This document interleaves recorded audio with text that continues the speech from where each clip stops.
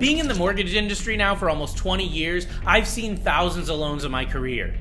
Purchases, refinances, and home equity, I've pretty much seen it all. But I keep seeing the same mistakes getting made over and over and over again by home buyers, by homeowners, and even seasoned real estate investors. But what if you knew how to avoid these mistakes in this crazy and unstable market that we're in right now? In today's lesson, I want to uncover these for you and show you the mistakes and exactly how you can avoid them to make your next mortgage transaction a success. Check it out.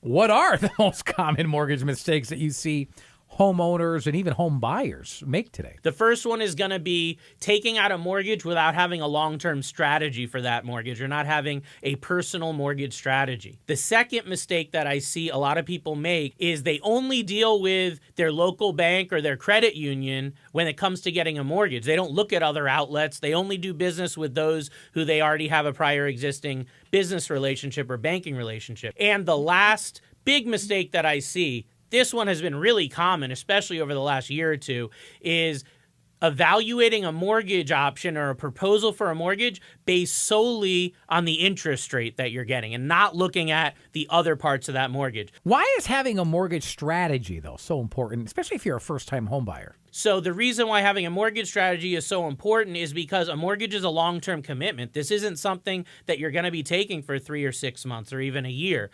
The next reason why having a mortgage strategy is so important, even for first-time home buyers, is because budgets change dramatically, especially when you're buying a home. Last consideration here about creating that strategy and why it's so important is because you want to consider your equity. If you make a lower down payment on a property, then you're going to have a higher mortgage payment. That may impede you from being able to sell your home or refinance your home in a short period of time because you don't have that equity buildup that you would have had you put a bigger amount down. People that are putting 20, 30+% down have a lot more financial flexibility than somebody putting no money down or 3 or 5% down. Talk about some of the different outlets that someone can get a residential mortgage today. Yeah, maybe it's like for example, give us the pros and the cons. So as I was mentioning earlier, one of the biggest mistakes people make is that they only want to deal with a bank or financial institution they already have an existing relationship with. So what I'm talking about is like where you have your checking account, where you have your savings account. That doesn't necessarily mean that's the place to get your mortgage or that's the best place to get a mortgage for your needs. So they just go with the safe bet. Now, that is the other option that you have when it comes to getting a mortgage, besides a bank credit union, is a mortgage banker or a correspondent lender. They have a lot more control of the process. It's a much smoother process. The last outlet that you're going to want to look at for getting a mortgage in today's market is going to be a mortgage broker. So they're somebody that actually puts you together with a lender. So they find you as a consumer, they find a lender on the other side, they match you up. The pro of a mortgage broker is by far they have the best product mix. There's got to be other methods, though, that maybe that an individual could use to evaluate a mortgage. This is besides just looking for the lowest interest. But that's what the banks have trained everyone to do is what's your rate, what's your fee? Whoever has the lowest rate and the lowest fee, that's the one that you should go with. That's not the way that it is, but that's what the bank wants you to think.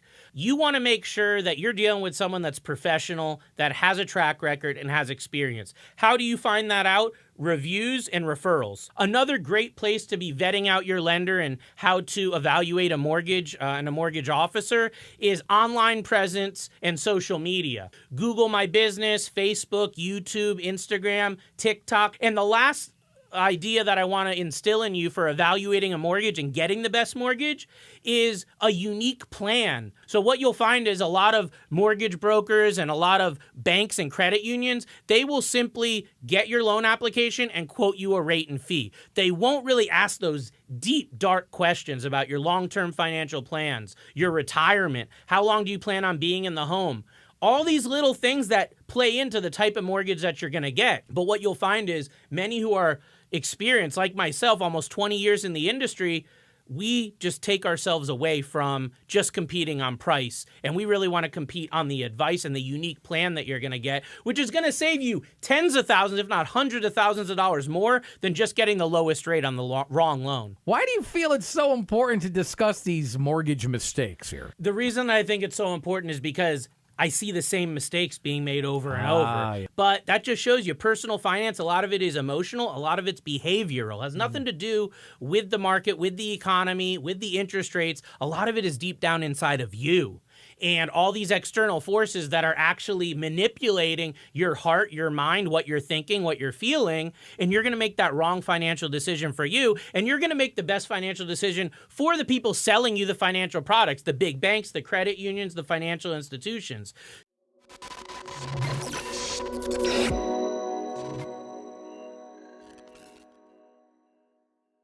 I hope now I've given you some confidence to go ahead and move forward with the mortgage process and know that you can avoid these mistakes.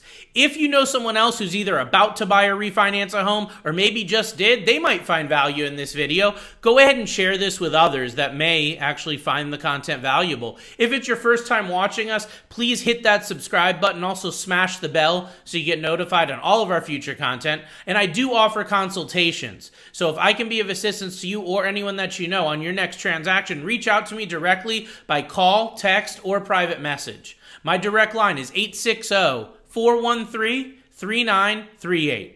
As always, I hope that helps, and we'll see you next time.